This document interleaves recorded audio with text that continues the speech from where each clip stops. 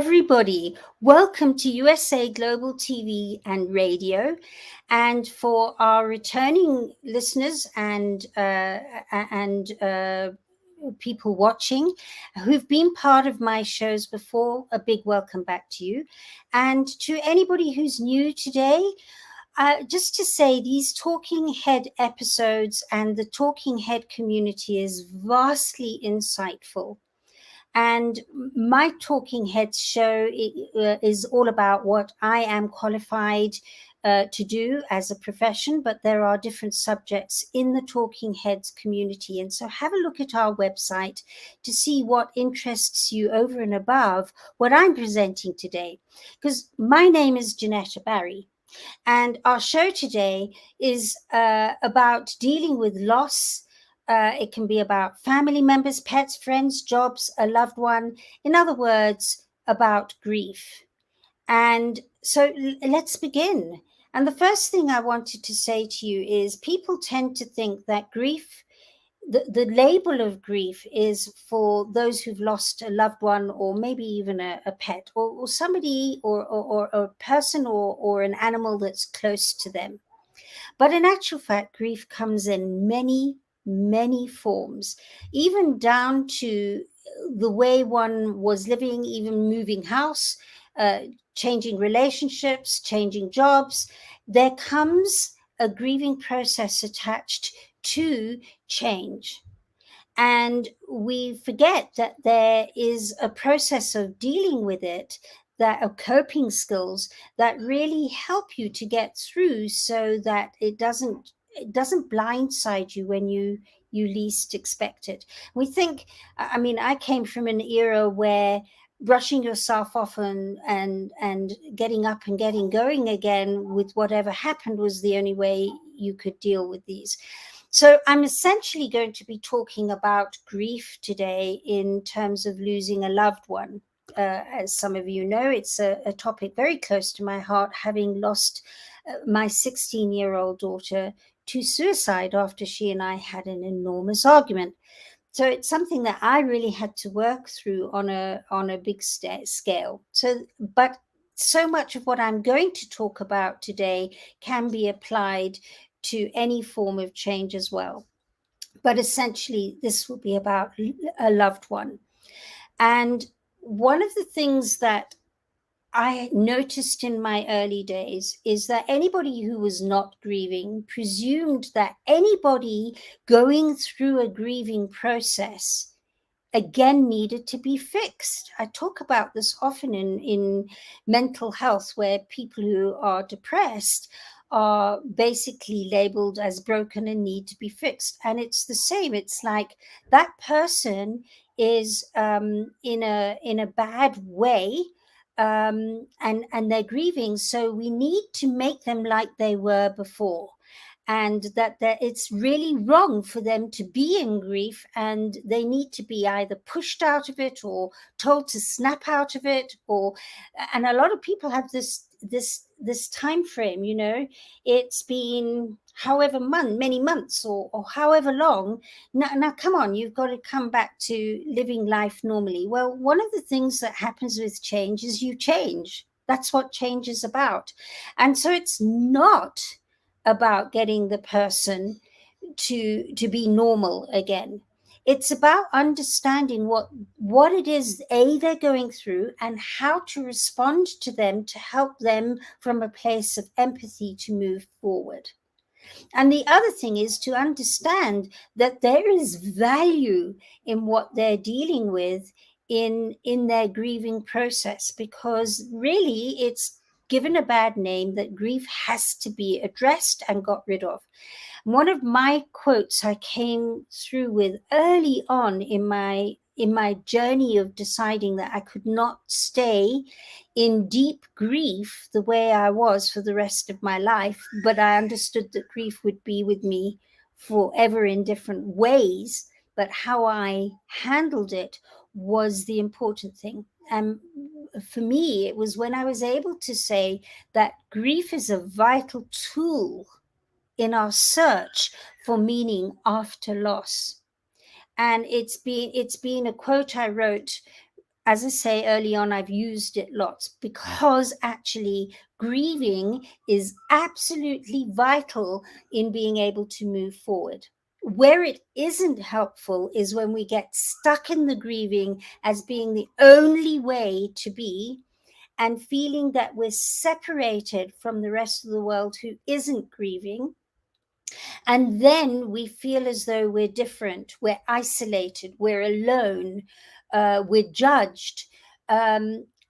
And that it's like a prison sentence, that you're stuck there for the rest of your life with the label of whatever it is that you've lost, and nobody understands you and can empathize with you. So it is a two-way street in dealing with grief, so that it becomes your tool and helps you to move forward into a new version of yourself after great loss.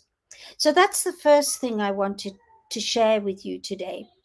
The other thing that I have noticed that really helps with people is to understand that when you lose a loved one, it feels like the person you knew, or the animal you knew, or the being you knew, has completely gone. And that's where a lot of the missing comes in. Also, a lot of the guilt and almost the shame, the what ifs, if onlys, or I should have, or I could have, or I ought to have had, all those judgment statements, that adds to the guilt and compounds it. And so there's a whole process of dealing with that. The first one is to remember that energy cannot be created or destroyed. It can only, it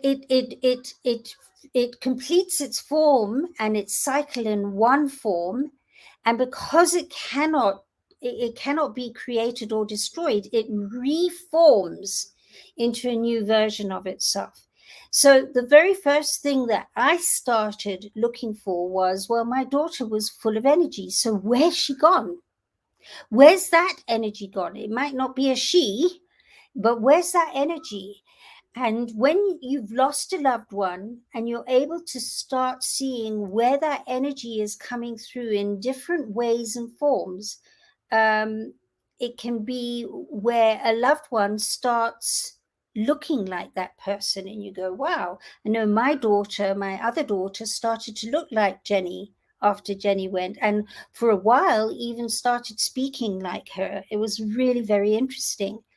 And you start seeing where things start happening, because we're in a place of omniscience and omnipresence. That presence doesn't go, it just shows itself in new forms. And when you can start realigning as to where that energy, sometimes really subtly, is sitting, it's actually quite awe-inspiring in the end. So that's one of the things to start stepping into, is the knowledge that that person or people or animal that you've lost is somewhere. Their energy it won't be in the form that you're used to seeing them in and experiencing them in, but they're there. So I'm just going to leave that food for thought with you there. And then it's being able to understand that you've always got choice. You don't have to say, okay. An example would be, again, with me, and I see this especially in parents who've lost children, where they go, all right, this is my lot. Because if I start saying I've moved on, then that would mean I didn't really love my loved one, that I'm fickle. And that's not the case, because when you can step into your power in honor and tribute to that lost loved one, knowing that there's more to it and there's a bigger picture to that loss, And that makes a big difference. And this is where I work with a lot of my clients, is for them to understand the hidden gift and the hidden meaning in having lost that loved one. That doesn't mean that the loss isn't there for the rest of their lives. I have that loss until the day I die and beyond. But it is being able to see and take a step back with some very, very important skills and techniques to take a step back and go, oh, I get the bigger picture and I understand the hidden meaning and gift in losing that loved one, that if they were still here with me, would not be present. So in losing a gift and having them, a new gift comes in not having them. And most of us are blocked, blinded, and distorted from being able to see that other gift because we're missing the gift we're so used to in having them in our presence and in our day-to-day lives and as part of our lives.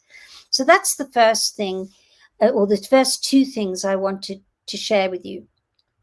The next thing is I'm going to actually share with you bits and pieces that helped me over a series of time in applying, long before I used the Epiphany Process, questions and answers, which help you to bring that loss into manageable, centered presence almost immediately. So instead of taking weeks and months and perhaps years and even a lifetime, or not taking any time to bring it into open-hearted presence, you can do it almost immediately. I've worked with people who've lost loved ones, and within days, they're getting that bigger picture and that sense of understanding that helps them to manage the loss. Doesn't take the loss away, it helps them to manage the loss in a shorter time frame than waiting forever and ever. And it certainly helped me in my journey.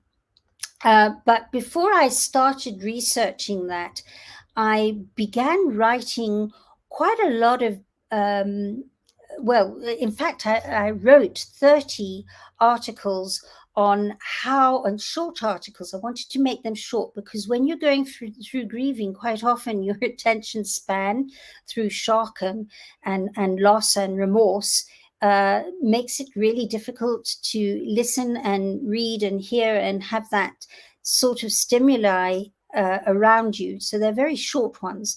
And I would like to share them with you today. So the first one is about labeling grieving. And our quick fix society is prone to labeling grieving as being abnormal, as I've mentioned earlier, and sets about finding ways to quickly curtail it. And it's really not something that you can say, okay, they've got this, it's not good, we've got to get out of them and fix them because it's not serving them. And as much as that there is an element where it isn't serving them, it is serving them. And when you can see both sides, suddenly it's more manageable. And so again, when you give the grief the value it deserves, then the next step is to find out how to step out of feeling stuck in it and into finding how to rather work alongside it and transform it into our healing tool. So even back then, I was getting that, but I didn't know how to do that. That was the big thing. So how does grief operate? And this is another thing that's been a really big, interesting journey for me, because bless her cotton socks, the 5 stages of grieving are very helpful. But what I was finding when I was in those 5, looking at myself in those 5 stages, is because it's in a linear numerical order, I'd find, but I'm at number 5 and I've only just started. So is there something wrong with me? Or I'd be at number 1 and feel as though I was never getting out of number 1. And then suddenly I'd move to number 3 and then back to number 1 and down to 2. And I was going, what is this about? Because Dr. Elizabeth Kubler-Ross for once managed to get the essence of grieving into 5 point forms, which was hugely helpful. But this is what I was finding was happening until in my studies, I began to understand that grief works in cycles, not in 5 stages. And there are uncountable cycles of grief according to our value systems. We all grieve differently. There are some essential happenings that happen in that, like the denial and the whole thing that is mentioned in the 5 stages. But what if I was to say that defining that grief operates in stages is kind of skewed? And so, if applying stages to work through a grief is not really applicable, then how does it? Well, it does. It happens. It comes in waves. I mean, hands up here of you who have either gone through a grieving process or are still going through a grieving process. And it takes a stimulus like a song, a smell, a sight, a happening that brings out a wave. Now, waves are cycles, brings out a wave of emotion or a wave of overwhelm that you just go, whoa, where did that come from, when you thought you were back on the straight and narrow? Because that's the deal with grieving. It comes in waves, and there are small waves and big waves, and sometimes you have, if you liken it to the sea, you have a neap tide and a spring tide, and when you understand that those waves are part of the process, it's easier to not fight them and to rather understand that they are part of learning the tools of how to embrace those waves and understand them and be empathetic to them and gain the tools to deal with them as they come up. Even now, I mean, it's 17 years since I lost my daughter. And still, I went through a whole load of her belongings last week, and those waves came up and I could feel them. There's nothing wrong with that. That isn't going, oh, I'm being overindulgent. Why should I still feel like this 17 years later? That's not what it is. You're always going to have those waves. It's how you handle them that's the most important thing. And then, of course, I talked about when we lose our loved ones, life operates from a place that's beyond bewildering. It feels surreal and nonsensical, with a very deep sense of feeling trapped within our bodies as though we're serving that life sentence, that life prison sentence, and that nobody else understands.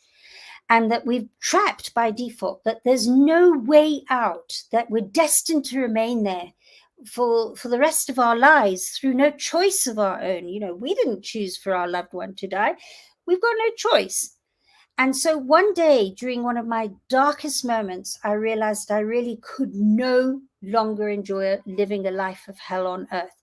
And that helped me to fully understand that I still had choice, because we tend to marginalize ourselves when we're grieving and say we have no choice but to feel like this. But there's always choice. I want to leave that with you today, if with nothing else.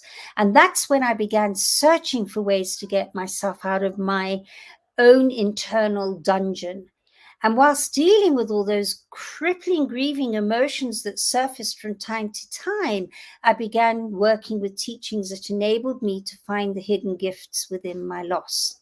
And I know that feels like an incredulous or a few statement for any of you who are dealing with deep grief and loss in whatever form. Could be that, I mean, our sense of purpose and life purpose, you've been working on your life purpose for forever, and the rug gets kept pulled under your feet. So your very self has died. That's a huge amount of grieving. And yet it's an amazing discovery once you start finding out what those hidden gifts are. And it enabled me to talk about my child with a deeper sense of love, acceptance, and grace. If you hear me talk about Jenny now, the way I refer to her is very different to the early days when I didn't have these skills and techniques. And I was able to terminate my sentence and free myself up to live once again. It's entirely possible, and I've helped many people do it. And of course, another good way is to reach out to others, because we tend to think that nobody understands. And let's get real. Some people don't. They try and fix you with what I call the band-aid cliches, oh, well, at least, those cliches, at least you didn't, or at least that didn't happen, or at least something, or, look at somebody else, they're in a worse situation than you are. Well, in that place, that doesn't work, because you can't even look at yourself, let alone anybody else. So it's about choosing the people to reach out to. And that's what I started to do. Was I chose my tribe after I lost Jenny.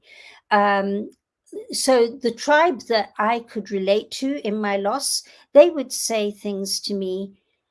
I can't even imagine what it's like to have lost a child. I can't even imagine. But I'm here for you, to listen to you. I'm here to hold your hand if that's all you want. I'm here. I'm here to just be in a distance, knowing that I won't hear from you, but you can reach me. And because you can reach me, that's helping you to cope. If you want me near, if you want me at a distance, I'm here. And whatever it is that you want to express, I will listen. I'm here to listen. I won't try and fix you. I'm here to listen. So you start choosing your tribe that supports you and don't try and make you better, because normally a person that's trying to fix you and get better is because they're feeling uncomfortable and they want to get you better so they can feel comfortable. It has nothing to do with you. That's a big thing I learned at the end of it. And with that new tribe that I brought in, I felt lighter. And then life shifted for me into possible new possibilities. And then, of course, the next thing is I began to realize that the more I worked on myself, life felt very dark. And every now and then, a spark would feel like that old feeling, just a spark. And I'd go, oh, there's a spark of light. And I made the conscious decision to make sure that I looked for those sparks of light rather than just concentrate on the darkness. And then I started noticing that the more I looked for the sparks of light, the more I noticed they were always there, sparking. And I'd write them down. Okay, there was a spark of light. Somebody said something, and it made me kind of crack a tiny bit of a smile as I thought about it. Might have been an internal smile. That's a spark of light. So I started taking note of them, and then I noticed that the more I took notice of them, the more the sparks of light happened.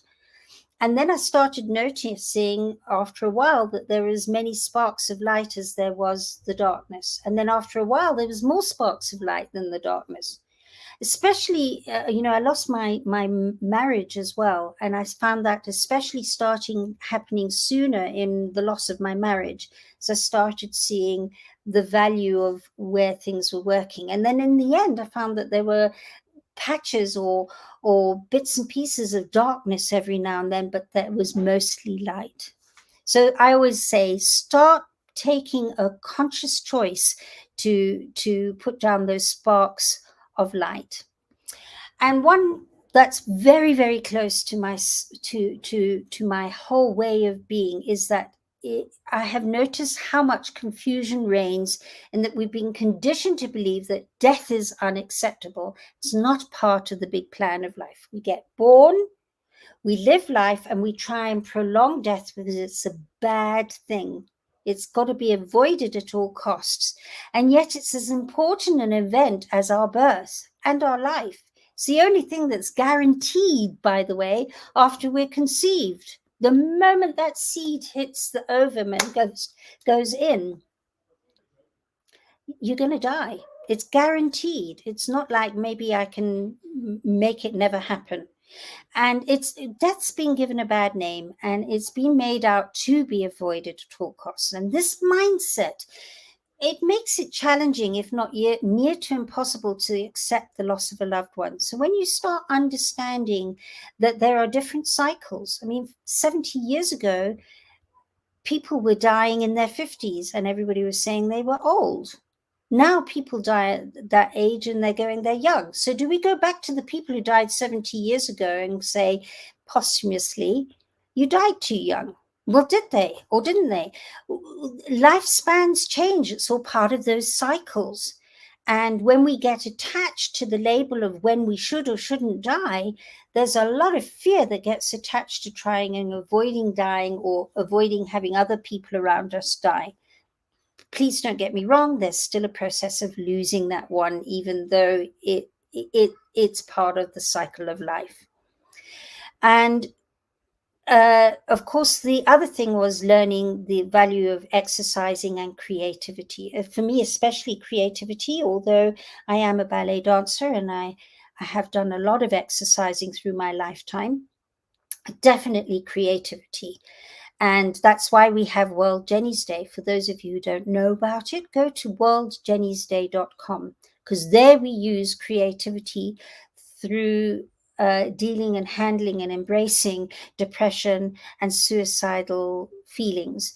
And it's the same with grief. When you can start using creativity, because that's what we do on World Jenny's Day every 10th of October.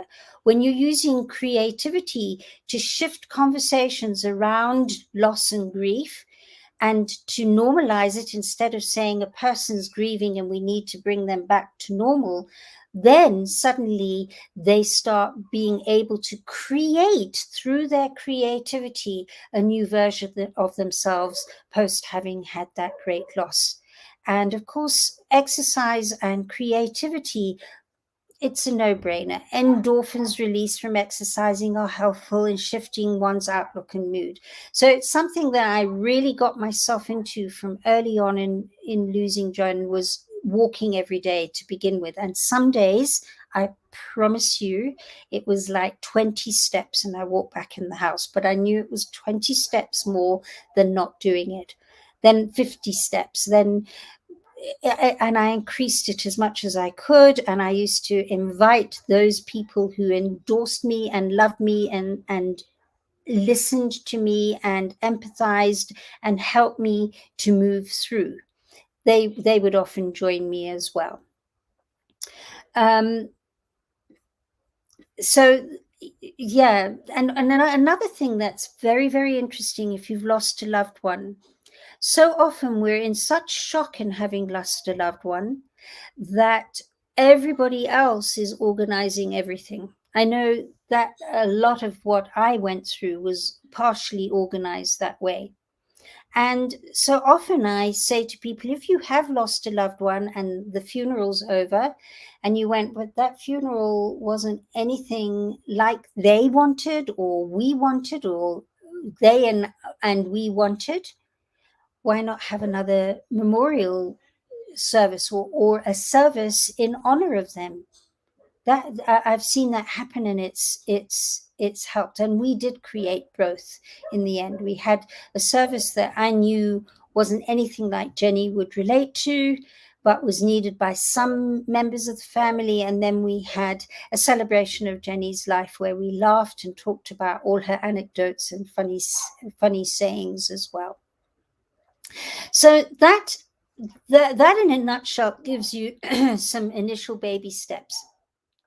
But if you'd like to go more powerfully into dealing with your grief, so that you can, because those take a long time to employ and implement, and I still employ them to this day whenever I'm challenged, and they're hugely helpful. But if you would like to be able to learn how to reform that internal conversation inside yourself that goes with grieving, those I should have, I could have, I ought to have, and if only, those are the ones that can stick you into years and years of grief. And if you'd like to know how to reform those conversations so those regrets are brought into manageability and new conversations start internally, a new form of communicating about that loss, which opens your heart. If you'd like to know more about that, I would love to hear from you, because it's entirely possible to do. And I want to thank you for your attention and interest today. and to say, please do subscribe to our YouTube channel, which is USA Global TV and Radio, and you can find all of our Talking Heads episodes under the playlist titled Talking Heads 2022.